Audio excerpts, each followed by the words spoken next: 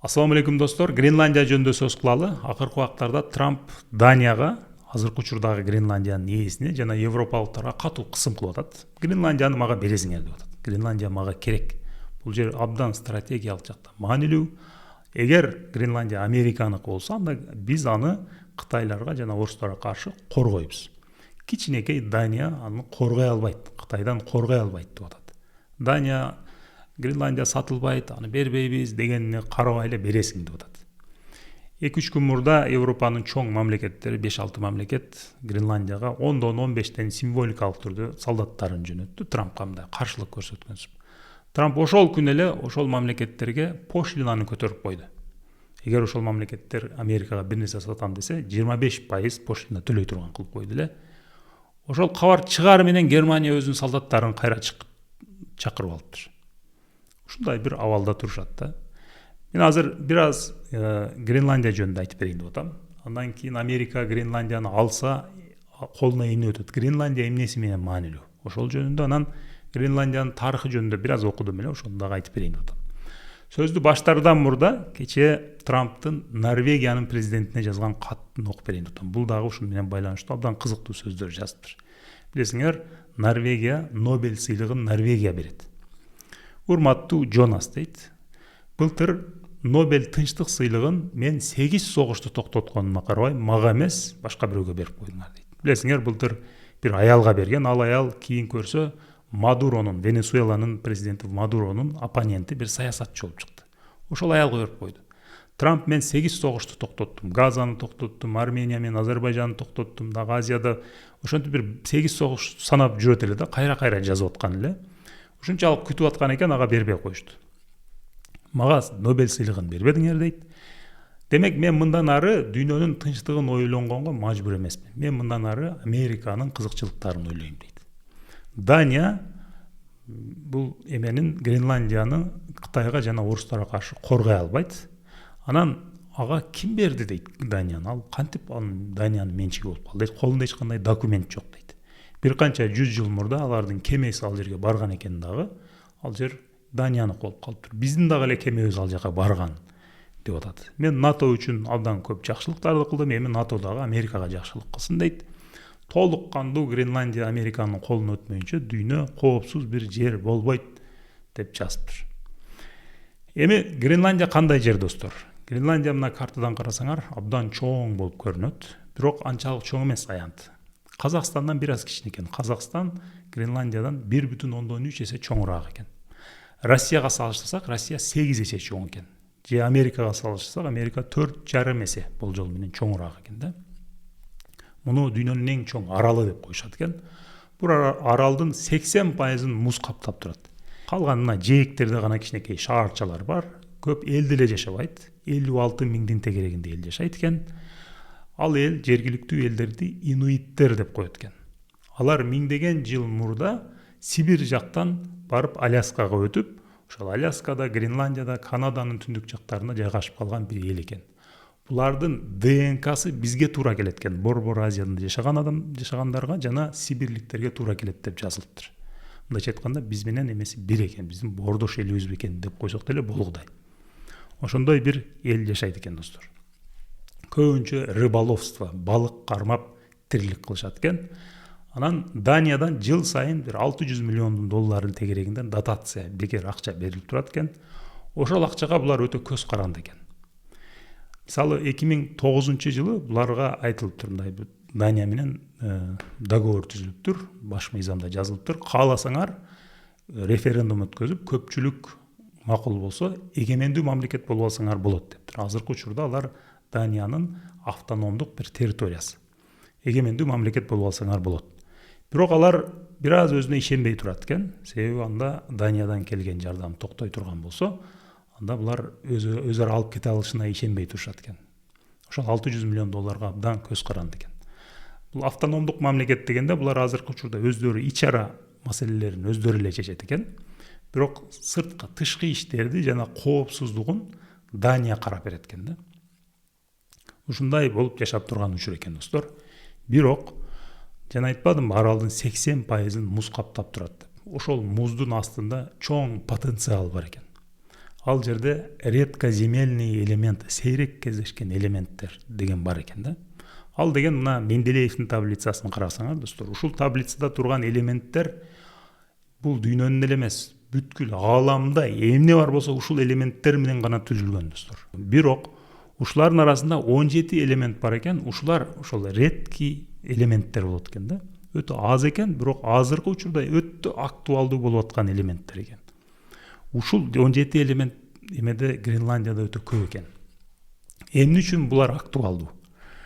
Булар чиптерде колдонулат экен, телефондордо колдонулат экен, гаджеттерде, акыркы технологияларда, мына ток менен иштеген машиналарда колдонулат экен. Аскерий максатта радарларда колдонулат экен, асманга учурган ракеталарда колдонулат экен. Мындайча айтканда азыркы технологияларда өтө көп колдонулган, өтө чоң мамлекеттер, өнүккөн мамлекеттер муктаж болгон элементтер экен да. Булардын 40% азыркы учурда чыгып аткан Кытайда экен. Аны чыгарган менен, аны чыгарып иштеп даяр абалга алып келгендердин дагы 70%-ын Кытай түзөт экен. Мисалы башка мамлекеттерде бар экен, бирок алар чыгарып ошентип даяр абалга алып келе албайт экен. Кытай азыр ушул тармакты кармап турган учур экен да. Ошон үчүн Америка Кытайга ушул жактан өтө көз каранды. Азыр Кытай өзүнүкүн чыгарып атат, аны иштетип атат, бирок келечекте Гренландияныкы колдонулат экен. Гренландияныкы муздун астында жатат экен. Ошол 17 элементтин болгондо дагы могул карасаңар, бир аз сары болуп тургандары жеңил сейрек кездешкен элементтер экен. Могул оранжевый болуп тургандар оор. Бул оорлор өтө маанилүү экен, дагы баалуу болот экен. Ошол оорлору Гренландияда абдан көп экен. Америка эмне үчүн кызыгып атат? Ушул кызыккан бир нерсе, бир жагы ушул. Экинчи жагы, Гренландияны ала турган болсо Америка, мына карасаңар, нары тарапта Россия турат. Бул Арктикага чыккан жол да. Гренландия өзү көпчүлүк бөлүгү Арктиканын ичине кирет. Толук кандуу Америка ошол Арктиканы мынтип көзөмөлдөп турат. Азыр деле Аляска аркылуу Арктикада турат, бирок эме менен дагы көбүрөөк контроль алат Гренландия менен. Нары тарапта Россия турат. Россияны көзөмөлдөйт, ылдый жакта Кытай Арктикага чыкпаганына карабай, арктикалык мамлекет болгонуна карабай, Россия аркылуу абдан ушул жака келгенге аракет кылат экен да, ушул жака чыкканга аракет кылат экен. Мисалы, Гренландиянын аэропортун жасоо муктаждыгы түзүлүптүр бир убактарда. Аларда мындай машина менен бир жерден бир жерге бара албайт экен. Бир жака көбүнчө чакан самолеттер жана вертолет менен барат экен. Ошого булар жакшы бир аэропорт салалы деп компанияларды чакырса, эч ким кызыкпай коюптур. Анан Гренландиянын башчысы Кытайга барыптыр. Кытай макул, биз жасап беребиз, акчаны дагы беребиз дептир, бирок биздин компанияларыбыз барып курат дептир. Булар дагы макул деп, макулдашылгандан кийин аэропорт курулуп баштайт дегенде Америка келе калып Данияга айтыптыр, токтот. Анан бул иш токтоп, кытайлар кайра чыгып кетиптир дагы, азыр Дания өзү куруп берип атыптыр аэропортторду.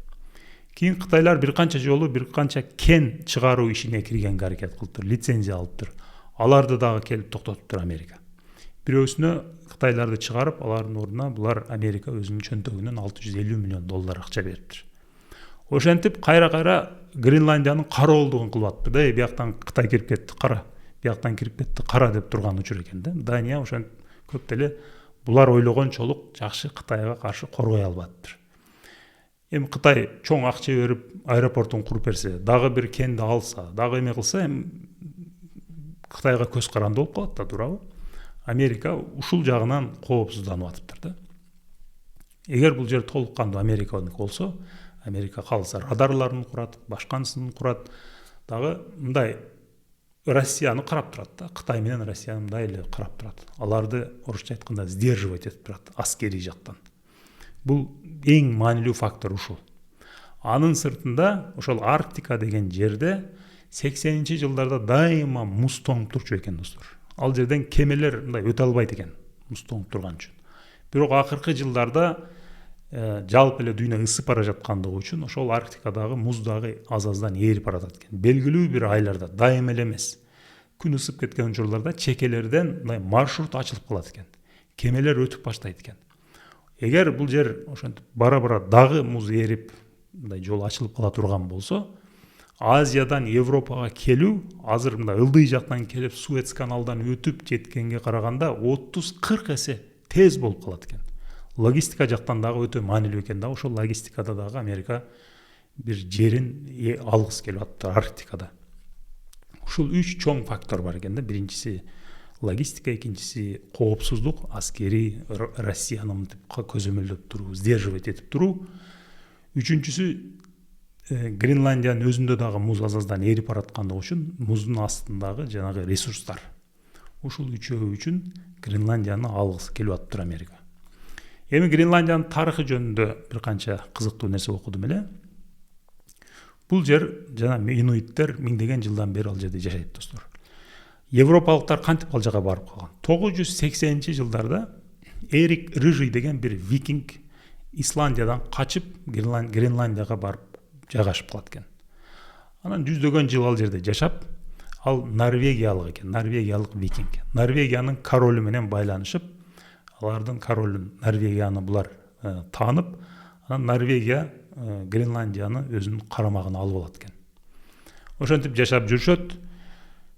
Кийин бир канча 100 жылдан кийин Норвегия, Швеция жана Дания бир биримдик курушат, бирок Даниянын королдугунун астында. Ал жерде главный Дания болот. Норвегия өзү эле кирбей, өзүнө караштуу аралдардагы ошол биримдикке кирет.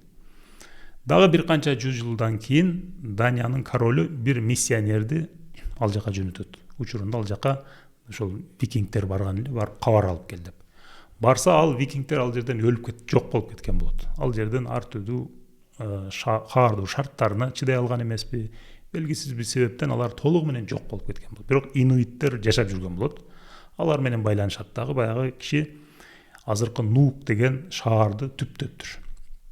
Дания менен байланыш куруптур дагы. Мындан ары Гренландия Дания королдугунун менчигине өтүп калыптыр. Дагы бир канча 100 жыл өткөндөн кийин баягы 3 мамлекет эми дагы бөлүнүптүр. Швеция, Норвегия, Дания өзүнчө бөлүнөт экен. Бирок ошо бөлүнүп атканда түзүлгөн договордо Норвегия өзүнчө кетет, бирок Норвегиянын аралдары Даниянын көзөмөлүндө калат деген бир жазуу калып калган экен. Кийинчерээк 1920-жылдарда Норвегия менен Дания соттошуптур. Эл аралык сот, Гааг деген сот бар го, ошол жерде соттошуп, баягы пунктту карап, сот Гренландияны Даниянын колунда калтырып коюптур. Ошону менен ошого чейин ошол бойдон бул Гренландия Даниянын колунда экен. Гренландия ылдый жагында Исландия турат. Исландия өзүнчө бир мамлекет. Анын ылдыйында Фарерский острова деген бар экен. Ошол үчөөү Дания падышалыгы деген бир уюм түзүп коюшуптур. Дагы эле бар экен. Ошонун көзөмөлүндө экен. Ошо Дания мамлекети азыркы учурдагы Фарерский острова жана Гренландия Дания падышалыгына кирет экен. Ушундай экен достор. Бир кызык нерсени окуп калдым. Мындай силер деле көңүл бурсаңар керек. Карасаңар, бир Эрик Рыжий деген барыптыр дагы. Ал жерде инуиттер жашап жүргөн. Бирок ал эмени өзү жалгыз же мүмкүн бир адамдары менен барып бир аз жашагандан кийин Норвегияга кошуп койгон. Алар өлүп жок болуп кетет. Кийин жалгыз бир миссионер барат, Даниялык. Ал дагы бир шаарды түптөйт дагы аны Данияга кошуп койгон. Ал жерде дайыма берки Эрик Рыжий учурунда дагы миссионер учурунда дагы инуиттер жашаган. Алар эч кандай каршылык көрсөткөн эмеспи? Бул кандай болгон? Туурабы? Мындай кызык. Европалыктарда ошо колония бар жокту колония кылып жүргөн учурунда мындай бир түшүнүк болгон экен. Ал сөздү азыр унутуп атам, бирок орусчасы ничья земля, эч кимдин жери эмес деген бир сөз бар да. Terra nullius деген сөз. Булар бир жерге барат экен, бир мамлекетке барат экен. Караса ал жердеги адамдар ал европеистерге окшобосо, европеистердин деңгээлинде цивилизациясы ошолорго окшогон цивилизация жок болсо, алар христиан эмес болсо, анда ал жер эч кимдин жери эмес деп коюшчу экен. Мисалы, көчмөн адамдар жашайт, же индеисттер жашайт. Бул жер эч кимдин жери эмес, булар эсептелбейт дейт экен да, ал жерде өздөрүнө карап алат экен да. Мисалы, Англия Австралияны ошентип алып алган экен. Дания Гренландияны ошентип алып алган экен да. Ушинтип эле барып караса бирөөлөр жүрөт, бирок алар өздөрүнө окшош эмес. Христиан эмес, же англиялык эмес, француз эмес да. Бул жер биздики деп алып кете берчү экен да. Ушундай принцип менен, ушул эме менен Дания учурунда Гренландияны алып алган экен достор. Ушундай достор, кыскача айтканда, мунун үстүнө өзүңөр дагы кошумча кызыксаңар, окуп алсаңар болот. Силердин оюңар кандай? Жалпы эле бул абалга Трамп Гренландияны алыш керекпи, Америка алыш керекпи, албаса эмне болот, алса эмне болот. Бул Гренландиянын тарыхы жөнүндө мен айтып берген нерселер жөнүндө өзүңөрдүн оюңарды, пикириңерди билдирсеңер болот достор. Анда кийинки видеолордо жолукканча аман болгула.